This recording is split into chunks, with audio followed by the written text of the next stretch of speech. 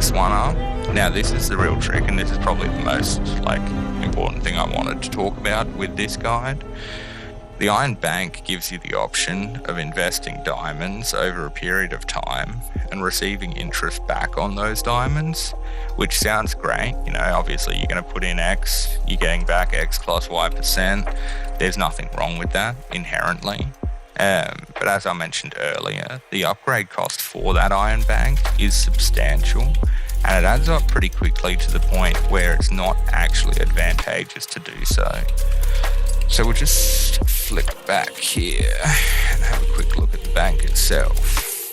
So I'm at level 7 now, which is a really sort of dangerous spot to be in as far as the return on investment goes. Once again, this account is pretty well done with what it needs. It's got the level 25 buildings done, and so it's not a great worry to me whether its return on investment is that amazing.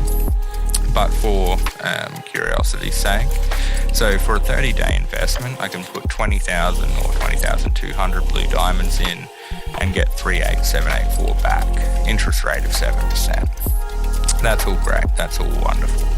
This is at level 7, so, level 7, 15,000, plus I've obviously got some sort of research or different things buffing it up. So when we go back here though, and this is the trick to it, level 7 is actually one of the worst possible returns on investment there is from the Iron Bank as a whole.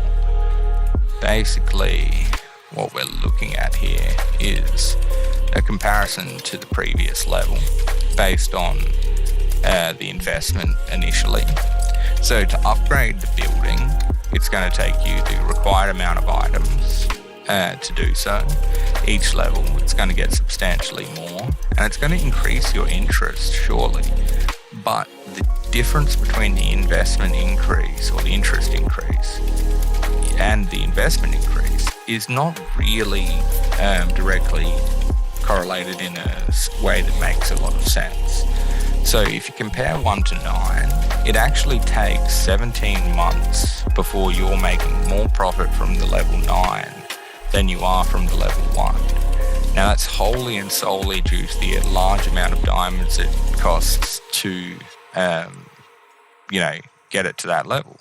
So the investment difference from 1 to 9 is, 200,000. That's effectively a whole building as far as the T4 prerequisites go. And then it's going to take you 17 months before you even get back to a positive diamond income. And from there, it's going to take you something like 33 months before you make the 200,000 back that you've made it back at this point. But then keeping in mind you're wanting to upgrade this other building, so you need 200,000, 225,000 for that. So it's going to take you 17 months to get back into the black. And once you're in the black, it's going to take you another, 17 months to get the 200,000 together for that building. So if you go from 1 to 9, it's actually a 36-month increase in time for, the same thing. Same with 2 to 9, 3 to 9, 4 to 9. All of them are varying amounts around the 17, 18, 19 month range. When you get to 7 and 8, it doesn't really illustrate just how far off it is when you look at it in this sense, because we're comparing 7 to 9, and 9 is so bad in the sense of return on investment that it doesn't show up just how far away it is. So the next chart is more to do with the comparison to the previous level all the way through, and that gives a better idea of just how much longer it's going to take to pay back that initial investment compared to the previous levels. So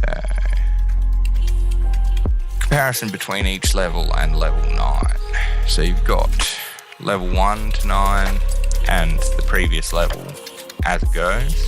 The red indicates at what point the level that is listed takes over the previous level. So from 1 to 2, it takes 2 months for level 2 to return more than level 1. Same for 3. and effectively same for 4 and 5. But it's not really effectively the same, it's 1 month difference, but that's still 1 month. So when you look at this, you can see that the 1, 2, 3, 4, 5 is kind of in the realms of you're going to be generating more over a 12-month period. You're going to get 10,000 more diamonds. That's not a bad thing. You're not going to get those buildings done in the first 12 months anyway, most likely. So it's not going to hurt to go through to level 5. But after that, it really does become a question of how far do you want to delay your T4 to have a long-term benefit? So of course, if you're looking over a 48-month period, then level 9 is great. It's going to return nearly 800,000 diamonds in comparison to level 1's 400,000. But you want to get T4 done somewhere along the way, because that's effectively what people say the end of mid-game is, and the start of late game. I'd argue that that's sort of the beginning of the game in general, so it's something you want to get done as soon as possible. And so by going to level 7, as I've done, it takes 25 months to pay out more than the previous level, which is a substantial amount of time. Level 8 is 32 months. When you go back to, when you get to level 9, that does get back to a more reasonable amount, but that reasonable amount is still 19 months. The bonus with level 9 is you can put in for weekly, and so you're sort of getting a weekly benefit from it rather than a monthly. But still, 19 months from the previous level, that's still 19 months away from level 1. For me personally, I would say that you're just better off not really going into the Iron Bank at all until your T4s are well and truly done. If you decide to do it after that, that's fair enough. If you're going to be a long-term player, that's not a bad thing. But even then, I would question whether it's really worth it. The other option, I suppose, is to rush it early and as soon as possible and wait it out and get those benefits sooner rather than later. But you'd really want to be committed to being a long-term player right from the beginning if you were going to look at doing that. And I just don't think most. So there's a few exceptions, and just in a bit of a general wrap-up and conclusion. Basically, as I've said the whole way along, you want to be getting those T4 done, and it is advised by most to just be single-minded about that. There is different things that I would probably recommend as being worth spending on, especially early, such as the refinement that we talked about. I've got that up here now. Refinement Materials is not a bad thing. It's going to help you. And if you're going to generate a lot more motivation insurance, then you're going to get those diamonds back anyway, even if you didn't get the initial boost from completing the level anyway. And the other option is wheel events. Now, not all wheel events are good wheel events. That's something to be very careful of. And it's part of the reason why I said that even if you are pre-T4, hopefully this has helped get you on track, get you to a point where you're going to be generating diamonds and spending them on the right things. But even if you aren't at T4 yet, then you probably should watch the next guide, which is post T4 progression, because it gives you some ideas of where you're going to be headed after you get there and what sort of things you're going to need to be looking at. A couple of those are potentially long-term investment plans, and one of those being the wheel events. So some of the wheel events have tokens that you get per spin, not just the initial reward from the spin. And the initial rewards can be very handy, research speed ups or training speed ups and such. Some of them have jackpot options, which are unlikely to get, but still it's not funnily enough, I generally get them on alts and farms, so maybe new accounts are going to be luckier.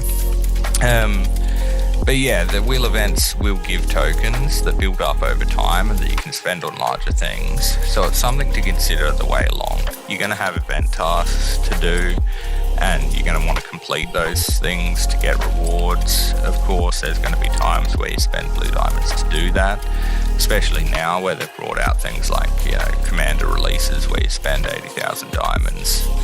I would argue that in those cases, you're probably better off just keeping a stockpile of diamonds, and when things like that come up, you can still spend them on the building materials. So, for me personally, when I was doing it, I just bought the building materials each day to sort of, force myself to save them.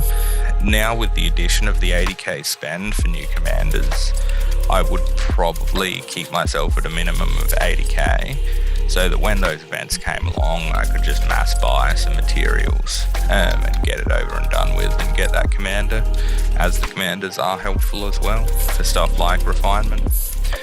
Alright guys, hopefully that was helpful and got you on the right track, and hopefully you come in and check out the next guide, which will be post T4. Alright, catches.